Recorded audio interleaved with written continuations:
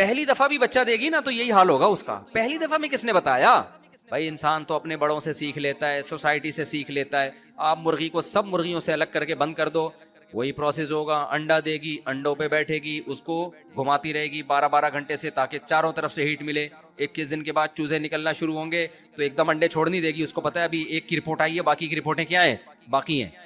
سب کو سیکو, سب سے چوزے نکلیں گے. اس کے بعد جب دانا رکھو گے, کتنے دن سے بھوکی ہے, صحیح طرح پیٹ بھر کے نہیں کھایا, لیکن دانا توڑ توڑ کے فوراً کیا کرے گی, چوزوں کو ڈالنا شروع کر دے گی.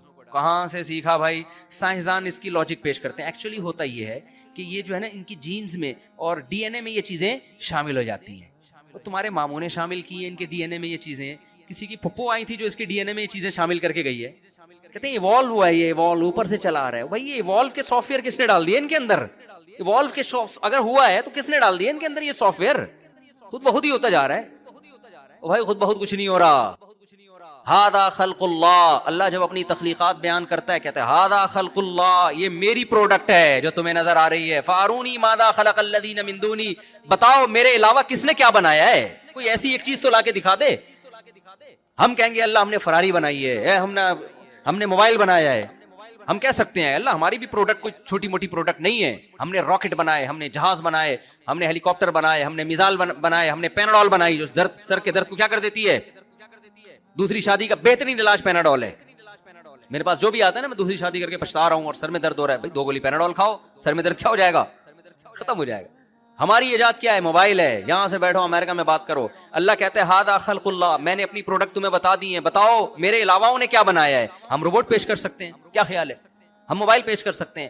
پھر اللہ بزبان حال ہمیں بتائے گا کہ اس میں تمہاری کوئی ایجاد نہیں ہے. ایجاد کسے کہتے ہیں؟ کسی چیز کو عدم سے وجود میں لانا. تم نے ایجاد کچھ نہیں کیا, تم مطلع ہوئے ہو بہت ساری چیزوں پر, پہلے سے تھیں وہ, تمہیں نظر آ گئی. دیکھو میں اس کی ایک مثال دیتا ہوں. کتا جو ہے نا, کتا, آپ نے کیا کیا, کتے کو سدھایا شکار کے لیے. اب کہیں شکار نظر آیا, آپ نے کتے کو بسم اللہ اللہ اکبر پڑھ کے چھوڑا. کتا گیا اور جانور پکڑ کے آپ کے پاس لے آیا. آپ سوسائٹی کو بتا رہے ہیں یہ کتا میری پروڈکٹ ہے, یہ میں نے ایجاد کیا ہے. یہ بات درست ہوگی؟ نہیں بھائی, یہ پہلے سے مارکیٹ میں موجود تھا. آپ کو پتا چل گیا کہ اس کو اس طرح سے سدھایا جا سکتا ہے, قابو میں لایا جا سکتا ہے. پہلے یہ بے قابو تھا, اس کو سدھائے. بلی کو نہیں سدھا سکتے آپ. یہ اس میں سدھانے کے سافٹ ویئر پہلے سے قدرت نے انسٹال کیے ہوئے ہیں کہ اس کو ٹریننگ دی جا سکتی ہے. یہ پہلے سے ہے, یہ بنایا نہیں ہے آپ نے, آپ اس کے موجد نہیں ہو. آپ بلی کو کیوں نہیں سدھا دیتے, آپ مرغوں کو کیوں نہیں سدھا دیتے, کتے کو کیوں سدھایا جا رہا ہے؟ او بھائی اس کے اندر تربیت کے سافٹ ویئر اللہ نے پہلے سے انسٹال کیے ہوئے انسان کی خدمت کے لیے. آپ اس پر مطلع ہو گئے کہ یار تجربہ کر کے دیکھا مختلف جانوروں پر, کسی کو کوئی نہیں سیکھتا, کتا سیکھ جاتا ہے, اس کو آپ نے سدھا لیا. تو آپ نے ایجاد نہیں کیا, آپ ایک چیز پر مطلع ہو گئے ہیں. تو اطلاع بھی ایک کمال کی چیز ہے. یہ بھی جو تجربہ کرتے ہیں, پریکٹس کرتے ہیں, محنت کرتے ہیں, وہ ان چیزوں پر مطلع ہو. لیکن آپ موجد نہیں ہیں, آپ کریٹر نہیں ہیں. موبائل میں بھی یہی ہوا ہے میرے بھائی, موبائل انسان کی ایجاد نہیں ہے. ہم جو یہاں سے بات کرتے ہیں نا, بٹن دبائیں گے اور فوراً امریکہ ہمارا رابطہ ہو جائے گا. تو ہماری بات وہ ریز ہیں جو سیکنڈوں میں یہاں سے وہاں ہماری بات کو اپنے کندھوں پہ سوار کر کے پہنچا دیتی. وہ ریز اس کائنات میں پہلے سے موجود تھی. سائنسدان ان ریز پر مطلع ہوئے ہیں کہ یار ہواؤں میں ایسی شعاعیں گھوم رہی ہیں کہ ان شعاؤں, جیسے ہواؤں میں جہاز گھوم رہے ہیں نا, گدھے گھوڑے گھوم رہے ہیں, ہم گدھے گھوڑے پہ بیٹھ کے پہنچ جاتے ہیں. اب دیکھو ایک آدمی نے کراچی سے جانا ہے حیدرآباد, پرانے زمانے میں فرض کریں. اب حیدرآباد جانے کا ایک طریقہ یہ پیدل نکل جائے وہ, لیکن اس نے دیکھا یار گھوڑے گدھے گھوم رہے ہیں. اس کو ایک بندہ جنگل گیا, اس نے دیکھا یار ایک گھوڑا ہے بھی ہے, گدھا بھی ہے, زیبرا بھی ہے, شیر بھی ہے. اس نے تجربے کرنا شروع کر دیے کہ کون سا جانور ایسا ہے جس کی پشت پہ بیٹھوں گا تو وہ مجھے تگڑ حیدرآباد 8 گھنٹے کا سفر 2 گھنٹے میں کرا دے گا. اس نے تجربہ کیا تو اس نے دیکھا یہ گھوڑا ایک ایسی چیز ہے جو کنٹرول میں آ سکتا ہے. گدھا بھی آ سکتا ہے لیکن اس کی سپیڈ سلو ہے, گھوڑا بھی آئے گا لیکن اس کی سپیڈ کیا ہے, تیز ہے. اونٹ بھی آئے گا, اس کی سپیڈ تو کم ہے لیکن ویٹ زیادہ اٹھا لے گا. وہ زیبرا نہیں آتا کنٹرول میں, شیر کنٹرول میں نہیں آئے گا, چیتا کنٹرول میں نہیں آئے گا. تو اس نے ایک رپورٹ پیش کی, بھائی گھوڑا گدھا پہلے سے مارکیٹ میں, اونٹ گھوڑے گدھے یہ پہلے سے موجود ہے, اس سے یہ کام لیا جا سکتا ہے. گدھے سے لوڈ زیادہ ڈالا جا سکتا ہے, اونٹ پہ تو پورا خاندان آ جائے گا آپ کا, 4 بیویاں آ جائیں گی اس کے اوپر, معذرت کے ساتھ خواتین سے. تو اور آپ پھر اس پہ نہیں آئیں گے, یہ ذہن میں رکھنا, کیونکہ چاروں جب ایک جگہ آ گئی تو پھر آپ اب وہاں نہیں آ سکتے. جیسے لوگ کہتے ہیں نا ہم چاروں بیویوں کو گھر میں رکھ سکتے ہیں, میں کہتا ہوں آپ چاروں کو رکھ سکتے ہیں لیکن پھر آپ اس گھر میں خود نہیں رہ سکتے. آپ چاروں کا اگر آپ نے اس گھر میں رکھ لیا تو اب آپ اس گھر میں نہیں رہ سکتے, پھر آپ کہیں اور انتظام کریں, یا تو آپ چاروں کو رکھ لیں یا خود رہ لیں وہاں پہ. تو خیر اب آپ نے کیا کیا بھائی, آپ اس گھوڑے کو پکڑ کے لے آئے کہ یار یہ ایک ایسی چیز ہے جو پہلے سے پیدا ہوئی ہوئی ہے, اس پہ ہم نے ریسرچ کر کے پتا چلا کہ اس پہ بیٹھ کے ہم کراچی سے حیدرآباد 4 گھنٹے میں پہنچ سکتے ہیں. تو یہ جو ریز ہے نا, جو موبائل کے ذریعے ہم جو بات کرتے ہیں, جو ریز ہیں ہماری بات کو یہاں سے وہاں سیکنڈوں کے بھی 10ویں حصے میں پہنچا دیتی ہیں. یہ ریز سائنسدانوں نے ایجاد نہیں کی ہے, یہ ایجاد کرنا کسی کے بس میں ہے نہیں, یہ پہلے سے موجود تھی.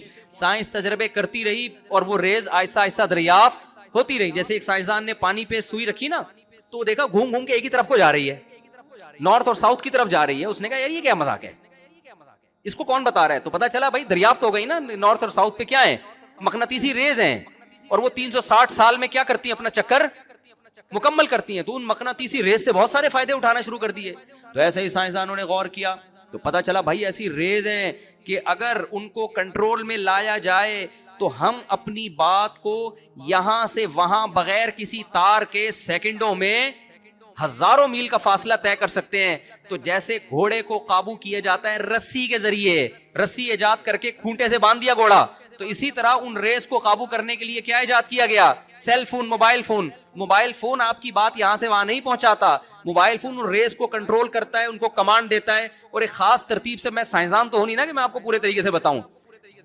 یہ وہ رسی ہے جس نے ان ریز کو کنٹرول کر لیا اور اس کو ایک کوڈ دے دیا. اب آپ کی بات سیکنڈوں میں جو یہاں سے وہاں پہنچ رہی ہے, ان ریز کی وجہ سے پہنچ رہی ہے, ان شعاؤں کی وجہ سے پہنچ رہی ہے, جن کا خالق کون ہے, اللہ تعالیٰ ہے.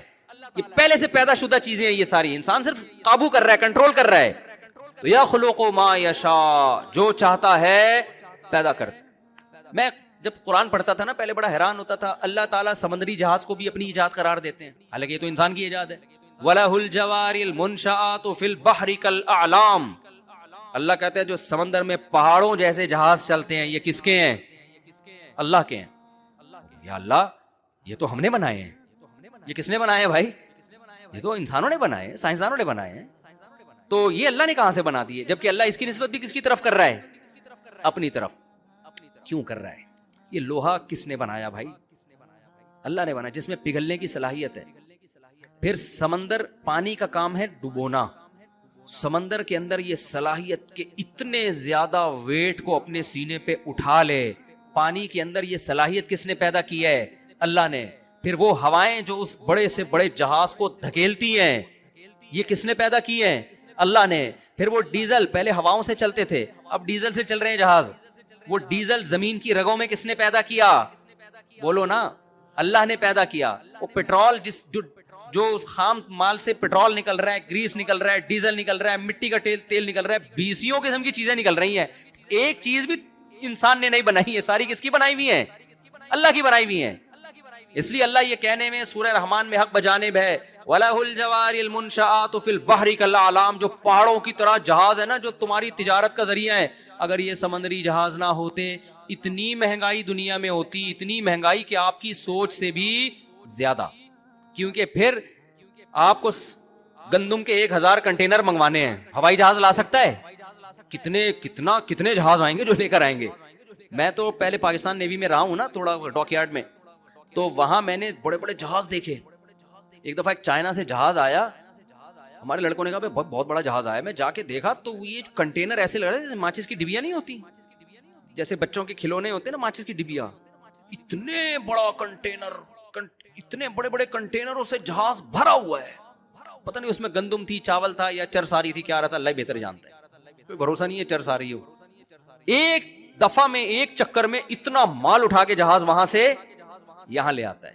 تبھی فرمایا وَسَخَّرَ لَكُمُ الْبَحْرَ, یہ سمندر اس نے کس کے لیے پیدا کیا, تمہارے لیے. اگر یہ سمندر نہ ہوتے, خشکی پہ تجارت بہت مشکل ہو جاتی, کیونکہ خشکی پہ آپ کے وسائل, کیونکہ مشین کو دھکا دینا زیادہ مشکل ہے, اس میں انرجی زیادہ لگتی ہے. سمندر تو خود پھسلن پیدا کرتا ہے, تھوڑا سا کام آپ کریں گے, تھوڑا کون کرتا ہے. اب دیکھو یہاں کوئی بندہ کھڑا ہوا ہے, اس کو دھکا دو, ہلے گا اپنی جگہ سے, 6 آدمی مل کے دھکا دیں گے پھر ہلے گا. پانی میں تیر رہا ہے, تھوڑا سا یوں کریں گے ادھر ہو جائے گا, ایسا ہے نہیں. انرجی کم لگتی ہے پانی میں دھکا دینے کے لیے. تو تجارت تو ساری ہے ہی دھکے کا کھیل بھائی, یہاں سے وہاں. ٹرانسپورٹیشن کا جو کام ہے, ٹرانسپورٹ کا جو کام ہے, ٹرانسپورٹ کا مطلب کیا ہے, یہاں سے وہاں ٹرانسفر کرنا. اس میں وسائل کم لگ رہے ہیں, تبھی اللہ کہتا ہے میں نے تمہارے لیے سمندر مسخر کر دیا. اگر یہ سمندر نہ ہوتا انسان کے لیے زندگی ممکن نہ ہوتی. اب سائنسدانوں نے دیکھا اتنا بڑا سمندر, پہلے اتنا خیال نہیں تھا اتنا بڑا سمندر ہے. جب چاند پہ گئے ہیں تو یا خلا میں گئے تو جا کے دیکھا تو سمندر زیادہ ہے, خشکی اس میں کیا ہے, 3 حصے پانی ہے, ایک حصہ کیا ہے, خشکی. پتا چلا کہ بھائی یہ 3 حصے پانی ضروری ہے, جتنی بارشیں زمین کو چاہیے نا, جتنی خشکی ہے اس کے لیے جتنی بارشیں چاہیے اس کے لیے سمندر اتنا بڑا ضروری ہے. سمندر ہی تو پانی پرووائڈ کرتا ہے. اور میں بار بار ایک ٹاپک چھیڑتا ہوں, یہ جو کہتے ہیں نا 2 بچے ہی اچھے, رسک کم پڑ جائے گا, وسائل, صرف ایک سمندر ہی ایسا ہے جو ابھی آبادی 6 ارب ہو رہی ہے نا, یہ اگر 6 گنا بھی بڑھ جائے, 36 ارب بھی ہو جائے, خالی سمندر ہی رزق کی کمی پوری کرنے کے لیے کافی ہے. اسی میں اتنا کچھ پڑا ہوا ہے. اور اللہ کا نظام, اللہ نے ایسا سسٹم بنایا ہے کہ زمین کے وسائل کو جتنا استعمال کریں گے وہ وسائل تازہ ہوتے رہیں گے, جہاں استعمال کرنا چھوڑا برباد. مثال کے طور پر اب آپ نے کیا کیا, سمندر سے شکار چھوڑ دیا کہ وسائل کم ہے ہمارے پاس, تھوڑا سا اگلی نسل کے لیے مچھلیوں کو رکھو. مچھلیاں بڑھیں گی ہی نہیں, کیونکہ بڑی مچھلی چھوٹی مچھلی کو کیا کرے گی, کھا جائے گی. وہ بڑی مچھلی کیا کرے گی, چھوٹی, وہ گروتھ ریشو ان کا اسی حساب سے کیا ہو جائے گا. آپ شکار کر کے بڑی مچھلیوں کو کھاؤ گے نا جب, تو بڑی مچھلیاں چھوٹی کو کھانے کے لیے والی بچیں گی نہیں, وہ چھوٹی کیا ہو جائیں گی, وہ خود ہی بڑی ہوں گی. آپ نہیں کھاؤ گے تو وہ کھا جائیں گی. تو بہتر نہیں ہے کہ بچے پیدا کر کے انسانوں کو کھلا دو, کیا خیال ہے. اسی وجہ سے شکار میں یہ پابندیاں لگتی ہیں کہ بڑی بڑی مچھلیوں کو پکڑو, چھوٹے بچوں کو چھوڑ دو. لیکن ہمارے یہاں بہت باریک جال کے شکار استعمال ہوتے ہیں اللیگل کام میں. الحمدللہ اللہ نے ہمیں بہت بڑا مقام عطا فرمایا ہے. یار تم بڑا جال لگا لو, بڑی مچھلیوں کو کھا جاؤ, چھوٹیوں کو بڑا ہونے دو, وہ کل کھا لینا ان کو. لیکن نہیں, میں تو گیا ہوں نا شکار پہ, سمندر میں جاتا رہتا ہوں, مچھیرے سارے اللیگل کام کر رہے ہوتے ہیں. اتنا چھوٹا جال لگاتے ہیں کہ آپ کو مچھلیاں چاہیے اور اس میں مچھلی کے علاوہ بھی 20 قسم کی مخلوق جو کل مچھلی کی خوراک بنتی وہ بھی نکلتی ہے, اور اس کو آپ باہر پھینک کے ختم کر دیتے ہو.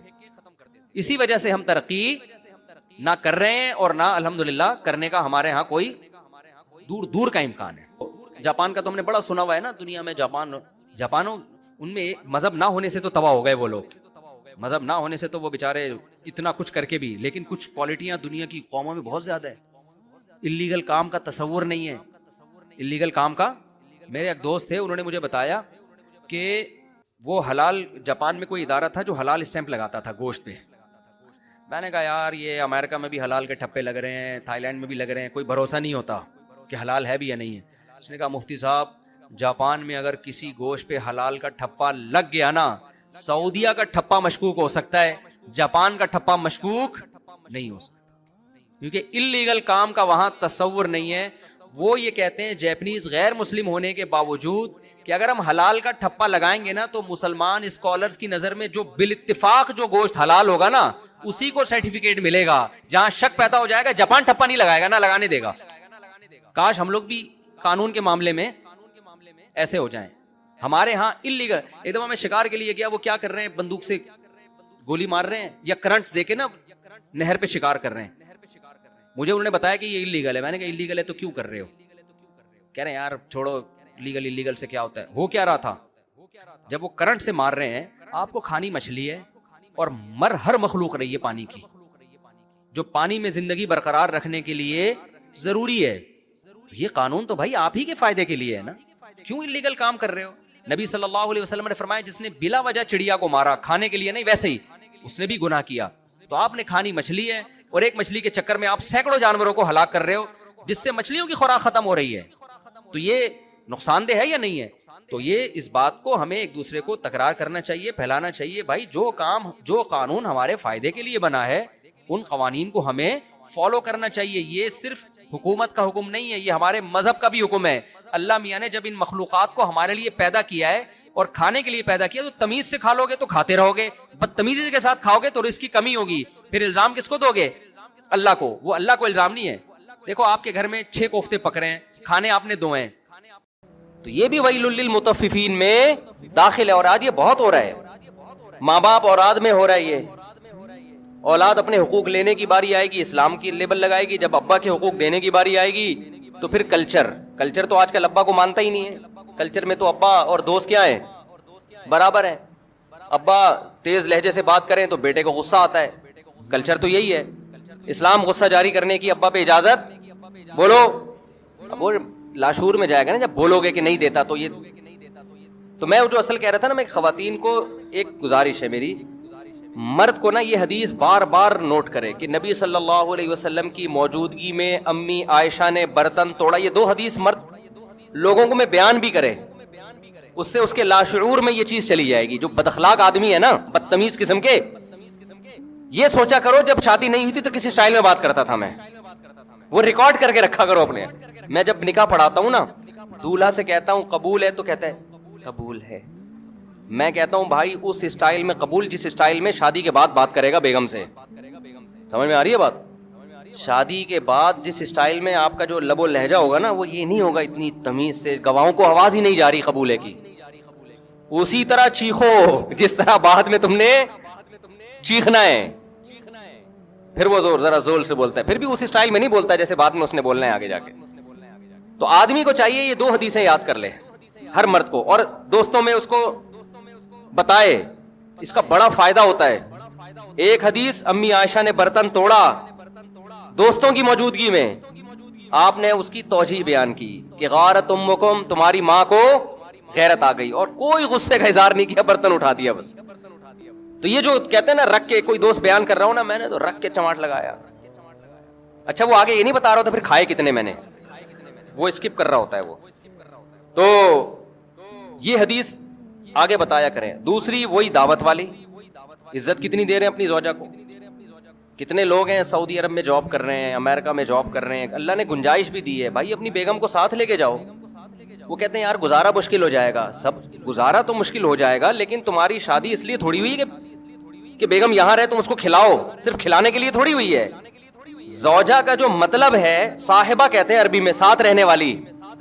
ساتھ رہنے والی, تو ساتھ رہنے والی کیا, جب آپ جاب کرنے کے لیے گئے سعودی عرب یا کہیں گئے, ایک سال کے بعد آپ مہینے میں ایک دفعہ, سال میں ایک دفعہ آ رہے ہو, اور ریٹائرمنٹ پہ اب آپ ہو گئے, 20-25 سال تو بیگم کے بغیر گزر گیا نا. تو یہ صاحبہ کہاں سے ہو گئی؟ صاحبہ کہتے ہیں ساتھ رہنے والی. کوئی بہت ہی غریب ہو بیچارہ نہیں افورڈ کر سکتا, اس کے احکام الگ ہیں, لیکن نارملی ایسا نہیں ہوتا اور نہیں ہونا چاہیے. اللہ کا خوف پیدا کرنا چاہیے. جہاں جا رہے ہو شریف آدمی ویسے بھی کوشش کرتا ہے کہ بیگم ساتھ ہو, کیونکہ وہ ریموٹ کنٹرول کی طرح آپ پہ نظر رکھتی ہے, لہذا کوشش ہوتی ہے عزت دار لوگوں کی بیگم کو ساتھ لے کے جاؤ. دوسرا یہ حدیث جو میں نے بتائی نا, 2 حدیثیں, یہ اگر آپ آگے نقل کریں گے نا تو اپنے حالات شاید کچھ سیٹنگ پہ آ جائیں. اور خواتین کو پتہ ہے کیا سوچنا چاہیے, عورت کو یہ حدیث بار بار, قرآن کی آیت الرجال قوامون علی النساء, اللہ نے سربراہ کس کو بنایا ہے؟ مرد کو. سر کا تاج کس کو بنایا ہے؟ مرد کو بنایا. آقا کس کو بنایا ہے؟ عورت مرد کی غلام نہیں ہوتی, ماتحت ہوتی ہے. غلام اور ماتحت میں فرق ہے. دیکھو آپ آفس میں ہوتے ہو, آپ کا ایک باس ہوتا ہے, آپ اس باس کے غلام نہیں ہوتے, لیکن کیا ہوتے ہو؟ ماتحت ہو. صدر, وزیر اعظم, ہم ان کے غلام نہیں ہیں, لیکن ماتحت ہیں یا نہیں ہیں؟ ماتحت کی کام ہوتا ہے, ایک جو سربراہ ہے اس کو عزت دینا, نمبر 2 اس کی اطاعت کرنا. ہر چیز میں رکاوٹ, ہر چیز میں رکاوٹ. کوئی بات میاں کرے فوراً اس کے. ایک آدمی نے کہا میں نے اپنی بچی کی شادی کرنی تھی, ایک رشتہ آیا, مجھے پتا تھا میں بولوں گا تو بیگم میری مخالفت بولے گی, یہاں نہیں کرنی میں نے. تو کہہ رہے میں نے کسی کو بھیج کے بیگم سے کہلوایا کہ اس کا اچھا رشتہ آیا ہوا ہے, لیکن اس کے تمہارے میاں نہیں مان رہے. تو وہ مان گئی فوراً. یہ سچی مچی کا واقعہ ہے. وہ مان گئی, اور میاں گھننا بن گیا, نہیں یہاں نہیں کرنا, مجھے یہ بالکل پسند نہیں ہے, میں نہیں کر سکتا یہاں پہ. اور یہ ابھی کیا بتاؤں, یہ گیم بھی میں نے ہی سکھایا تھا اس کو. کیا شرمانا آپ سے. یہ طریقہ بھی کس نے سکھایا تھا؟ میاں کو. میں نے, مجھے ان دونوں کے حالات پتا تھے کہ میاں بیوی میں نا ہمیشہ ایک دوسرے کے 180 ڈگری پہ چل رہے ہوتے ہیں, اس چکر میں بچی کا بیڑا غرق ہو جائے گا. تو اچھا رشتہ آیا, میاں نے کہا یار میری بیگم, میں بولوں گا نا وہ بولے گی نہیں. وہ کہہ رہی ہے یہ تو بیوقوف آدمی پتہ نہیں کون سا رشتہ اٹھا کے لے آیا. بعض عورتیں یہ بھی سمجھتی ہیں کہ مرد جب گھر میں بچی کی جلدی شادی کرتا ہے تو گویا وہ اپنی جان چھڑانا چاہ رہا ہے. یہ بہت غلط سوچ ہے. بعض دفعہ باپ چاہ رہا ہوتا ہے کہ بچی کا اچھا رشتہ آیا ہے, ابھی کم عمر ہے, لیکن کر دو, اچھا رشتہ ہاتھ سے نکل جائے گا. اس میں خواتین یہ لیبل لگا رہی ہوتی ہیں کہ گویا جان چھڑانا چاہ رہے ہیں بیٹی سے. یہ بہت خطرناک تانا ہوتا ہے مرد کے لیے. کوئی مرد اپنی بیٹی سے جان نہیں چھڑانا چاہتا. وہ اس کے مستقبل کے لیے قربانی دے رہا ہوتا ہے.